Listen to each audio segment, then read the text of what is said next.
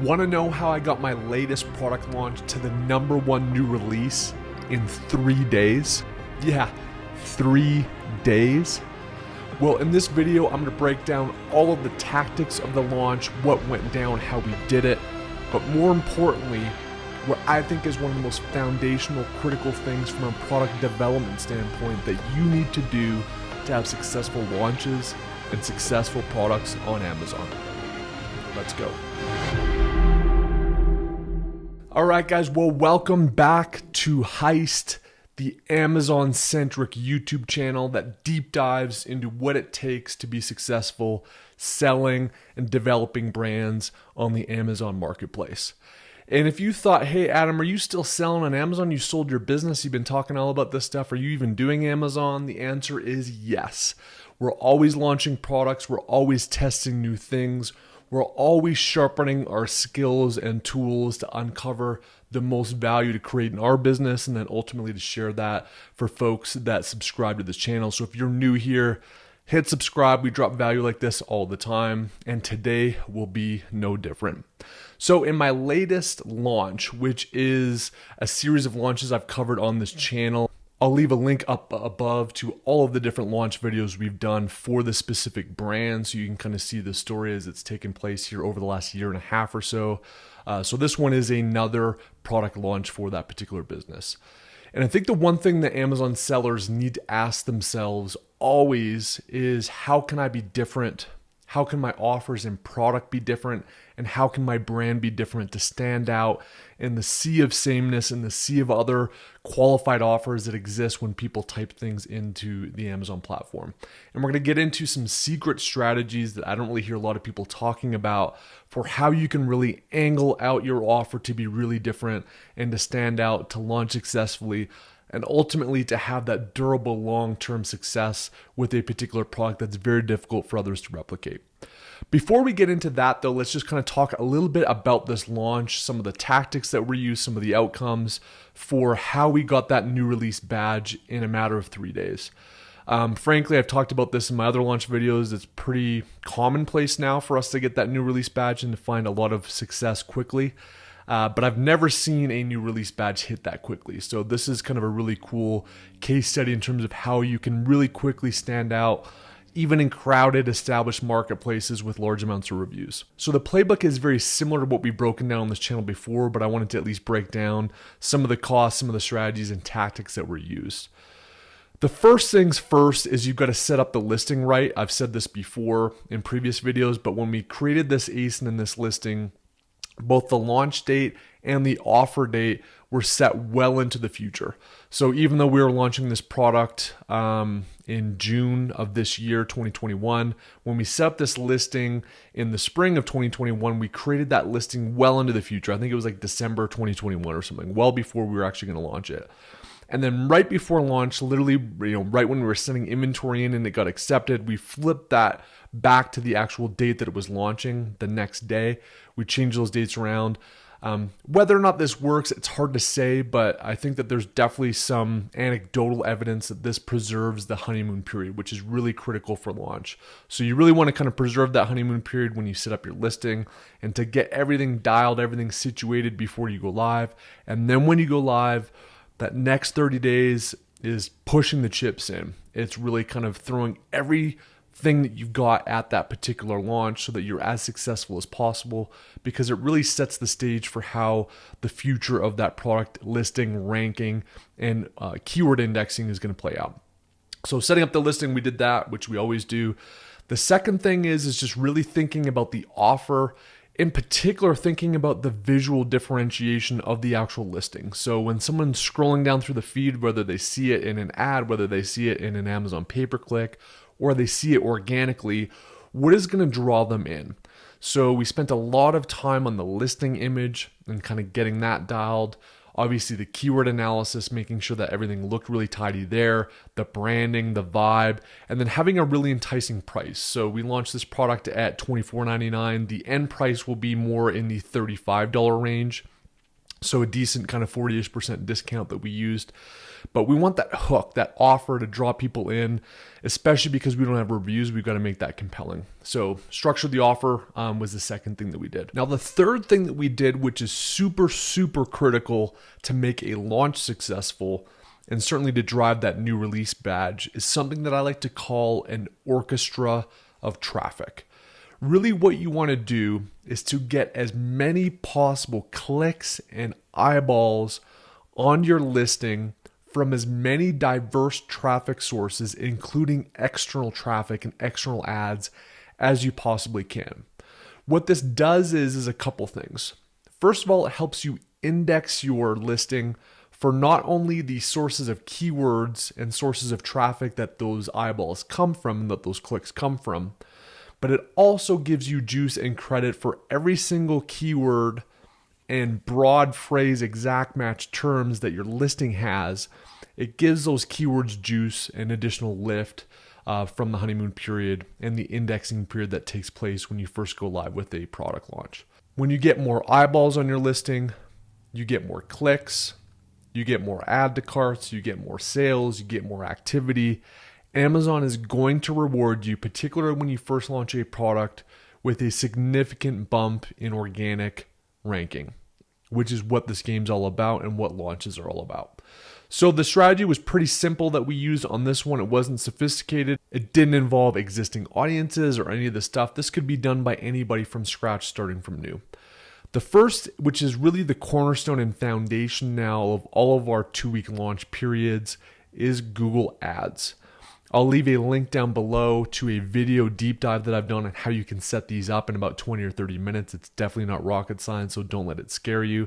But the majority of the traffic for this launch came from Google Ads. So we spent about $1,300, which resulted in 1.6 thousand clicks onto this listing. Not only were these clicks eyeballs and sending signals unto themselves, but the fact that it came from external traffic, the fact that it came from a Google ad, an external ad, gives a lot of additional juice from Amazon's algorithm when you're looking to rank organically. So a significant amount of the spend and a significant amount of the push was on Google Ads. So it was part one of the orchestra of traffic. The second piece, which was very small in this case, in fact, we spent $5, was on Reddit ads. This only generated 29 clicks for that $5, so not a huge amount of volume, but we used some very specific strategic links and keyword juice links through these Reddit ads to generate additional organic rank and to send additional signals to Amazon that would reward this listing. I'm going to get into this on a future video. So again, if this is your first time here, subscribe. It's a very deep dive kind of strategy. But Reddit ads was the second component that we used for this particular traffic. And then the third cornerstone, which was really the only on Amazon strategy that we used, was obviously Amazon pay-per-click.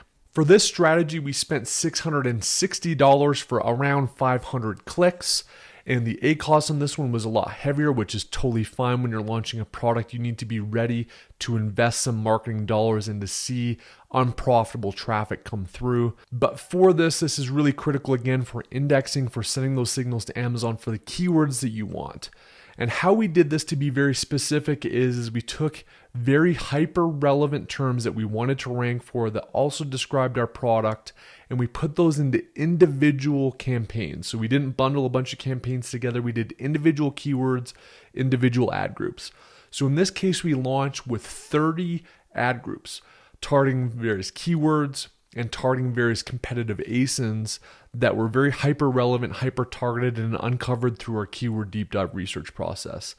This again is really critical to get relevance that sends signals to Amazon that you want and results in things like the new release badge. So it's as simple as that. Set the listing up right. Think deeply and thoughtfully about your offer, particularly how you're going to visually differentiate your offer when you first launch your product, and then coordinate this orchestra of traffic, which in this case was Google Ads, Reddit ads, Amazon pay-per-click. Boom, bang, simple stuff. This isn't black hat. This is white hat stuff. This is how you authentically and legitimately build a launch process that works. So let's get to the point and the core element of this video, which is some secret strategies that you can use to stand out from the competition, both at launch and long-term, to stand the test of time and to not only rank a product for a period of time or see success for a period of time, but to have institutional, deep, foundational differentiation against competitive offers that will see you for years to come and create a really durable, profitable business that's not going to be shaken out as new offers come in. And that secret strategy is to use custom molds and custom product differentiation with factories that is nearly impossible for others to replicate, certainly in the short term. I think one of the things that you could do historically on Amazon in previous years was find a unique product on Alibaba, or maybe a product that others are selling, put it up there, have your own unique brand, your own unique angle. Maybe you make it a 2-pack, maybe you add some other feature to it from another product that makes it a little bit different, maybe have a different color, and then you launch it. The problem with that is it works for maybe 3 months, 6 months, maybe even a year, but at some point, someone's going to see your success on Amazon using all the analytical tools that we have access to uncover where people are succeeding on Amazon. They're going to go to Alibaba and they're going to find that exact offer, reach out to your factory, set it up, and then your advantage is fleeting. And at a minimum, you're going to likely have to reduce your price and your margins are going to get eroded. And then that product will slowly die over time or certainly become less profitable or less beneficial to your business moving forward. So one of the ways that you can get around this and to really stand out and to really create durable competitive advantage that's very difficult for others to replicate is to create custom molds, custom shapes, custom features of your product that no one else can easily replicate. And when you think about this, it's like, okay, this is scary, Adam. I thought Amazon was easy. I go to Alibaba, find a product. Yeah, you can go that route, but it's going to be fleeting. This strategy isn't that difficult to do, but it's difficult enough that the vast majority of sellers, the vast majority of your competitors are not going to go through this step to do it. It takes a little bit more time, it takes a little bit more expense, but the foundational advantage of creating truly unique products comes from this and enables you to stand out visually and enables you to stand out for a long period of time against your competitors on Amazon. So in this particular case, this was again a sporting goods product for my sporting goods brand. It's for a particular customer where size and weight matters. I don't care what they say, guys. Size does matter. And in this case, we actually wanted to create the smallest and the lightest version of this particular product that exists on the marketplace. That was a massive advantage for the athletes and users of this product have a smaller, lighter version of it. To do this, we started the idea, I think like late Q3, Q4 last year. I started working with a factory that does one of my other products. I let them know, guys, here's this product. It's a successful product in Amazon. It's a successful product category in Amazon. But in order to dominate it and stand out and to do something different, I don't want to just kind of take what else is out there and reskin it with my brand and do like very surface level differentiation. I want to have foundational differentiation that really creates a splash and creates an advantage in our customers' minds. When they're searching, size matters to them. Having a smaller, lighter version of this particular thing is a tremendous benefit to me as a particular customer. So we went about creating that, and it wasn't easy. It took probably 3 months of iterations and to get this thing right. But ultimately, using custom molds and a custom product development strategy, we created the smallest and lightest version of this product that exists on the market. For anybody else to come in and do this, number one, they've got to be comfortable with going after that additional layer of difficulty in creating a custom product, which most won't do. And even if they want to replicate this, it's going to take them at least 6 months in product development and experimentation to even get there, and they may not even be able to be as successful as we are with this particular product. So this is really true differentiation, true product strategy that you need to kind of step into in the next layer of Amazon, in my view, to be successful. How we did it, you're kind of thinking, okay, well, sounds complicated, sounds expensive. I'm going to talk about some secret strategies that you can leverage to make this process less painless. So first of all, the cost. You're kind of thinking, okay, well, what does this cost? I think our initial order on this was about $1,000. The product itself was, I think, $8 in product costs, or initial upfront expense on product was about $8,000. At our end target of $35-ish, we're going to be about 105% ROI. And I think we're going to drive the cost down on this product a little bit over time as well. So it'll probably be more in the $7-ish range long term, and will give us about 130% ROI. This tool I'm flashing up right now is the SELLERISE Profit Analyzer, which is a really cool thing where you can either custom plug in your own dimensions and costs, or you can copy an existing ASIN that exists on Amazon, whether it's yours or somebody else's, to see the profitability of the product. So that's kind of the core elements. And then $5,000 was the cost of this mold to make it the smallest, lightest version, which, in some ways I guess is expensive, in other ways is really a drop in the bucket. Some strategies though that you can use to reduce the development costs for these custom products. First of all, I think it helps to work with a factory you have an existing relationship with. If you go into a new factory and you want to kind of have them split costs and to kind of bear the burden of some of these development efforts, it's going to be a little bit difficult because you're not a known commodity. They don't know you yet. They don't know that you're reliable. They don't know what kind of volume that you put up.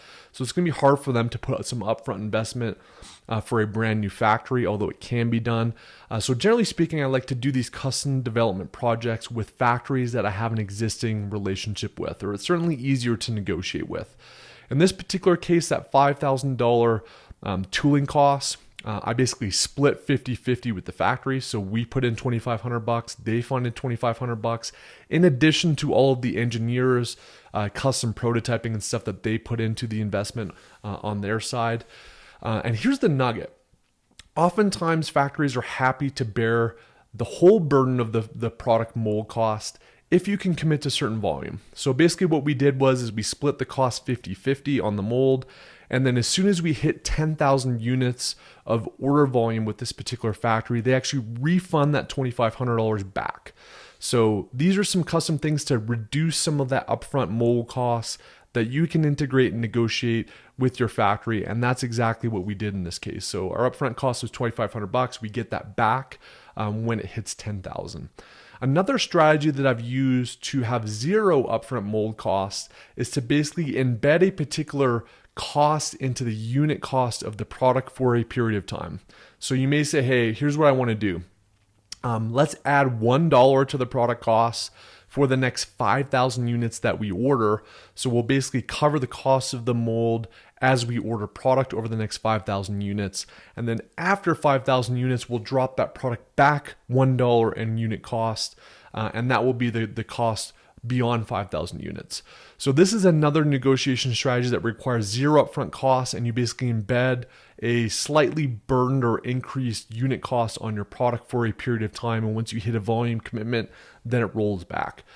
So I guess the point here is that don't be afraid of custom development, because to really stand out on Amazon, to have impenetrable product differentiation, customization, going the extra layer of both time, investment, and commitment on doing some custom work can go a long way in standing out, especially if you know your market, especially if you know what you're doing, and especially if you have factory partners that you can work with.